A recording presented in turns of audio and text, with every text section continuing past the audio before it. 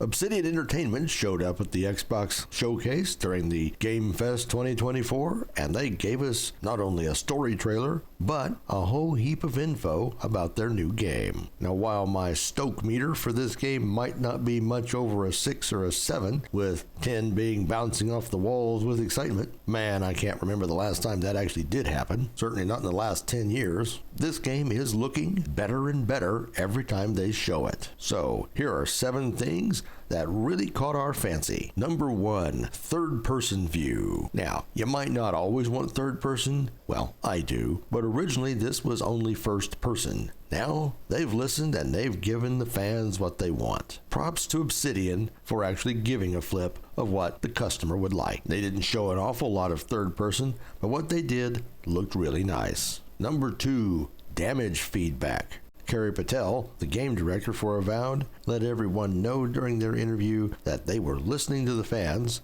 and when the fans said these hits don't look like they're doing any damage and have any weight behind them, they listened, and it does look a lot better. Now when you take a whack at something, you get a visual and an audio cue, and these cues scale with the amount of damage and type of damage that you do. During their demo, they started off doing minimal damage and taking a whole lot of time to whack those little mushroom dudes into the ground. Then they went and did an upgrade. Now those sporlings barely pose a threat, and you'll notice those visual cues are brighter and there's more blood, and the audio is different. It looks a whole lot better. You actually look like you're doing something. And I like that effect when you set one of them ablaze. There's an effect that clearly indicates that's what you've done. Number 3, you can mix and match your skills. You're given 4 skill lines: fighter, ranger, wizard, and godlike. Party down to your heart's content in mixing those around and making the kind of character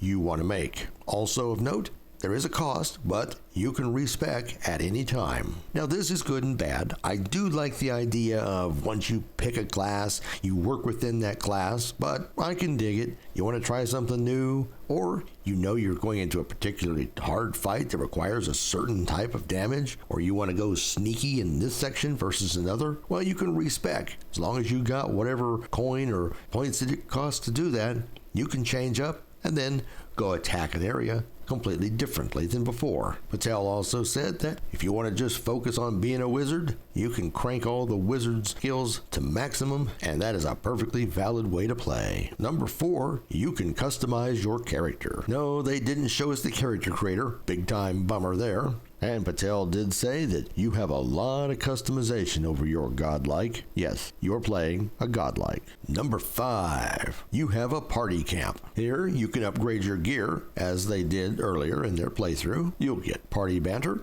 Just walking around, you can overhear them chatting with each other, and you can initiate conversations with your companions as well. Starting to feel a whole lot like Dragon Age Origins and BG3. And them ain't bad apples. Number 6, you play as a godlike. Now in the world of Pillars of Eternity, that's a special thing. And Patel pointed out that your choices will have an influence and elicit different reactions from the NPCs in the world. And finally at number 7, skill checks. In a couple of the dialogues, you can see little icons next to a response. Those are based on your background, your abilities, or other factors in the game. One good example, at the end of the gameplay, they were trying to get a particular item. Well, you can go through and just hose the universe. And once you get up to the boss, well, you're likely to be in a fight. You do have some dialogue options that might let you out of it, but there's a good chance you're going to be fighting. On the other hand,